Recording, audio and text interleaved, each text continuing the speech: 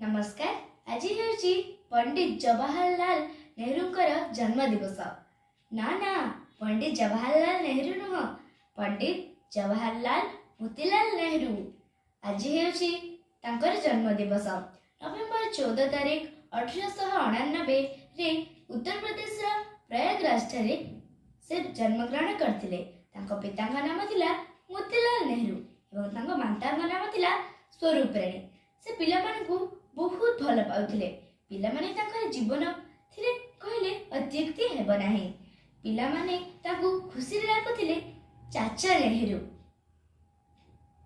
से थिले स्वाधीन भारतर प्रथम प्रधानमंत्री एवं तांकर झियो श्रीमती इंदिरा गांधी थिले आम देशर प्रथम महिला प्रधानमंत्री।